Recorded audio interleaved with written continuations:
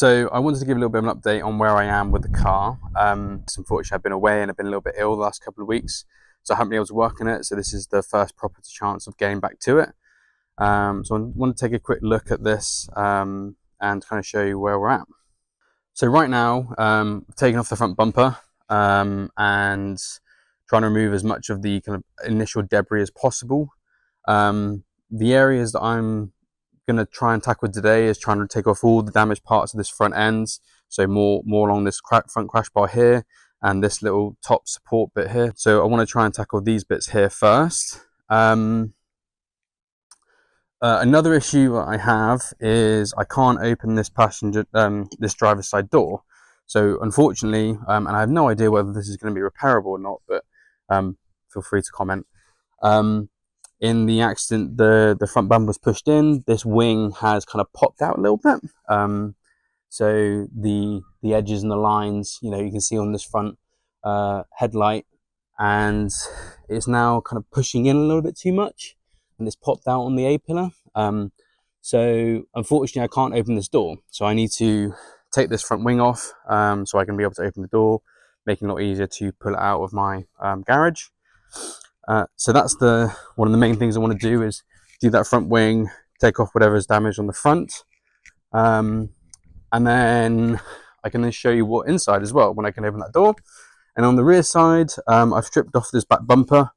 Unfortunately, I'm having problems with batteries. I bought a brand new battery and it's decharged in a whole week. So I need to try and figure out what's going on with that. I've currently got a bunch of chargers. Trying to get that going, trying to bring that back to life. I managed to jump start it to pull it out, but if not, I'll have to leave it in neutral and push it. The other issues that I have is that I need to remove this front crash bar here, and unfortunately it's bent so much that I can't actually access to some of the screws. So I need to try and figure out a way of bringing this out so I can access the screws to take it off, and to reveal what is actually damaged underneath. So yeah, that's where I'm currently am with that. Fortunately and luckily, I have an IS. So this is an RC. So this is a coupe version, and I currently own a non-crash damage IS. So I can use quite a lot of these two cars to kind of get reference points for what it should look like and what is currently damaged. So that's what I will be doing kind of as I go. Okay, so I'm going to tackle this front wing now so I can open the door properly. In order to do that, I need to remove the arch lining, which I've started to do, but unfortunately there's some bits at the back that I need to take the wheel off for.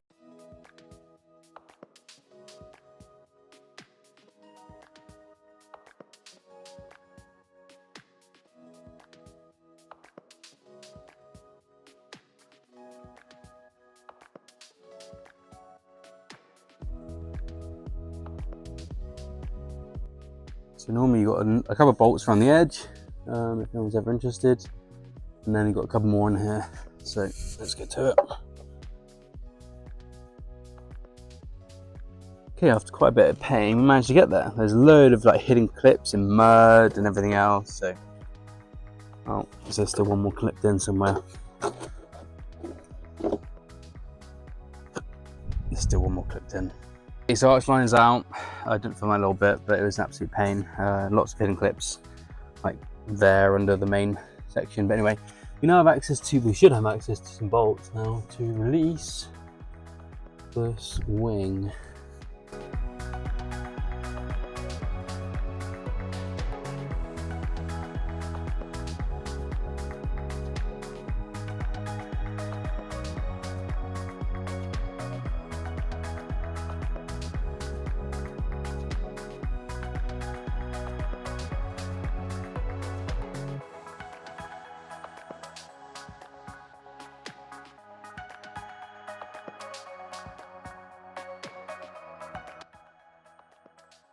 So I'm trying to repair this car to be, safe. I'm going to drive it for a period of time. Yeah, so there's certain things that obviously need to be replaced that are safety and very important, which I will do. There's some things that are perhaps a little bit over the top. I guess prime example might be this bit here. So unfortunately, this little bit of the bracket has broken, and and has snapped, and yeah, so there's one less thing holding it together, I guess, right now. Now this whole headlight unit is, I think it's something like £800 to £1,000. Now the light actually works and functions correctly, but the clip's broken. So there's certain things that I'm going to try and repair myself, because that's a bit excessive to replace everything because of the clip. But yeah, we'll wait and see. Okay, so I managed to pull the headlight out. I managed to find one final screw on that one. I'm going to have to unclip this now because there's not really much holding it on. So I'd rather try and save it and remove it than let it be stuck there.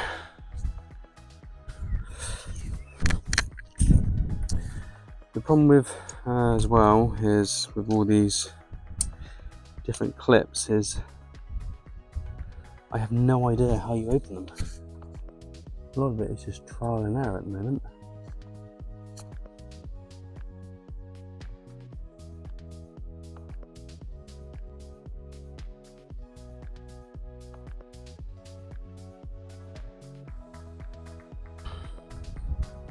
Fortunately, a lot of this is just a bit of trial and error and trying to figure things out. So I can pull this now so that it comes away from the chassis, and I was trying to figure, is it mounted down in between the hinges down there, or blah blah blah. Anyway, open up this flat, lo and behold, there's another point there. So take that bit off, should release the top part.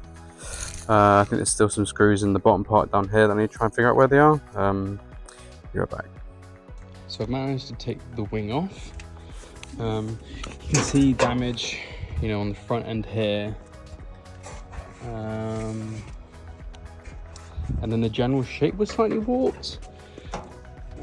Anyway, it was a bit of a pain to take off because there's some really well hidden screws. Like this one here is behind a bit of trim that sits on the wing.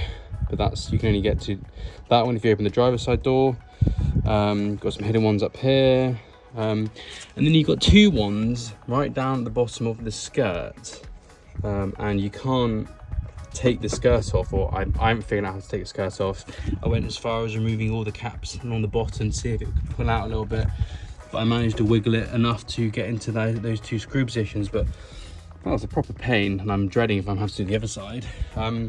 The only thing I've noticed is that this is like the bonnet protection system for pedestrians. So if you're in an accident, this will shoot up and the whole bonnet rises. Now I've ordered 2 bonnet hinges for both sides because they normally break when this is impacted, and that they're kind of misaligned, and then the bonnets all skew if when you get a new bonnet. So I will need to remove these ones.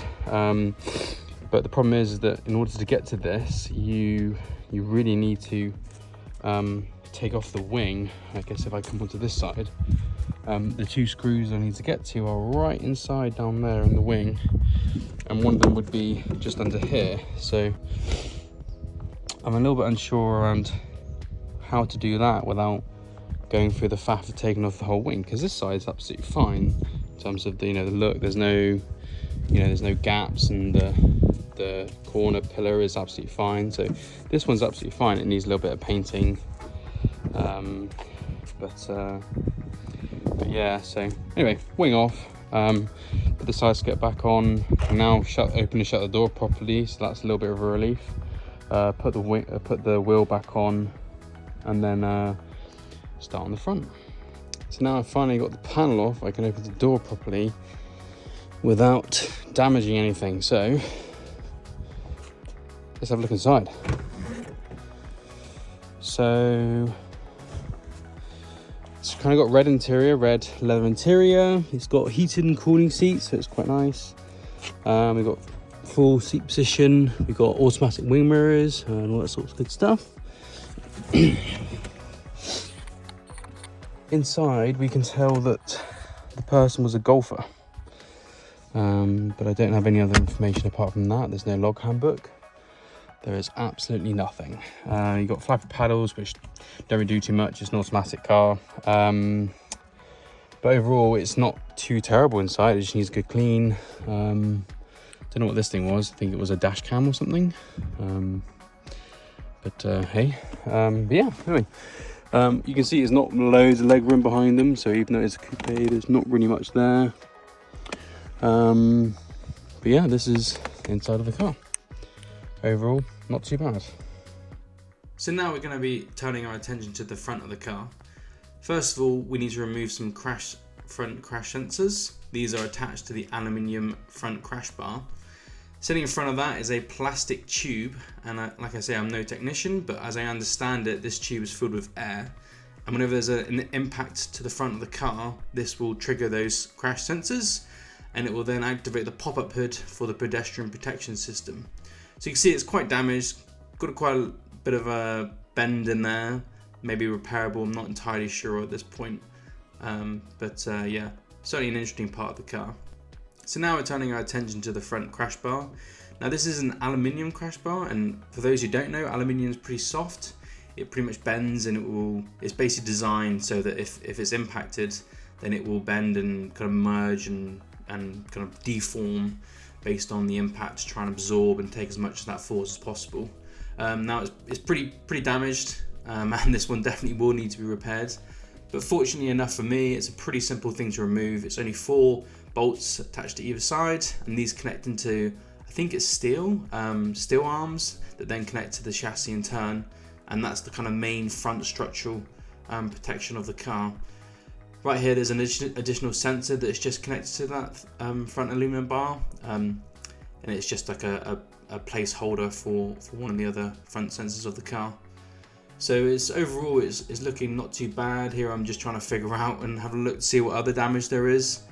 And yeah, there's an awful lot on this front part that kind of needs to be taken away. In this part of the car, and this is in the pictures, you can see the front engine cover has been lifted. Now, when I bid for this car, I really hoped that the engine was absolutely fine, and luckily enough it was just that the air cover had been pushed back to knock off that engine cover. So I was very fortunate with that one, and I did get quite lucky. But unfortunately the radiator and the rad pack did get pushed back a little bit, but that's absolutely fine. We can pull that forward another point in time. So right here I'm just trying to move this top arm. It's called the bridge, or some people call it the bridge, I don't know the technical term for it, and this is what holds the front latch and additional, the horn and a bunch of other additional wiring bits. So I've managed to disconnect those bolts from either side of the bridge, and it's pretty simple. I think it's 10mm bolts, and then there's additional screws and wiring to bring to the front latch that just needs to be removed, along with a few electrical connectors for the horn.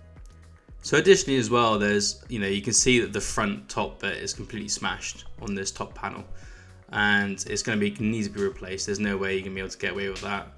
The other thing that I didn't realise when I was doing this, and this is probably the no experience part of this, is that there's just so many things attached to this front bit, and like the horn, a bunch of sensors, the latch system, there's a bunch of wiring that kind of sits underneath this. So it does provide support for the front of the car. But yeah, you can see that some bolts were quite tricky to get to. I had to bring out the old spanner in order to get access to them, in order to remove them.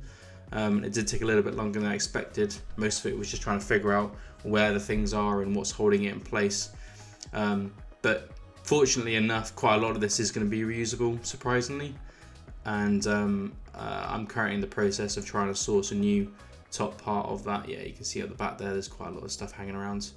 But overall, it wasn't too tricky. It just took a bit of time to try and figure out how everything kind of fit together, really, on that one. Okay, so that's about as far as I'm going to go for the moment on this one. Made good progress today, I think. We managed to take the wing off. So we now open the door, get easy access to the car, take the front bumper off, take the main front panel off as well. So yeah, so you can see the damage. It's pretty bent now, as well as this top piece here. But overall, I think it's looking okay. It's looking not too bad. I'm probably gonna have to replace this full bracket arm here. Just looking at other bits of damage here. I think some of these, I've taken that one off over there as well, but I think that's gonna be okay. It's a small little bracket anyway. This all looks relatively okay, I think. It's all just the trim that sits on, so it's all quite bendy. Nothing's really broken. Radiator's pretty much fine, except I think it needs to come forward a little bit. And then I'm just seeing damage here. So down there in the airbox, there's a little bit of plastic and a bit of hole, so I might need to look at that. Yeah, this whole thing is kind of just loose now, so that's not ideal. Yeah, I think could be a lot worse. And then now I need to kind of look at these kind of side arms here to see what's looking good, but they connect to the front bumper. But yeah, anyway, so that's all for this one, and then in the next episode I'm going to be diving into the back of the bumper again to see if we can get this sorted and remove this front boot, because it's definitely seen better days. Now, I really hope that you guys are enjoying watching me trying to figure out how to strip a car apart and then hopefully put it back together again. And perhaps you guys just really enjoy cars, or maybe you've got a Lexus that you're trying to repair yourself. Now, if you do want to watch more content, please do subscribe, like and comment. It's completely free and it would really help me with the algorithm. But apart from that, I hope you guys are enjoying it, and I hope you have a really nice rest of your day. Thanks for watching.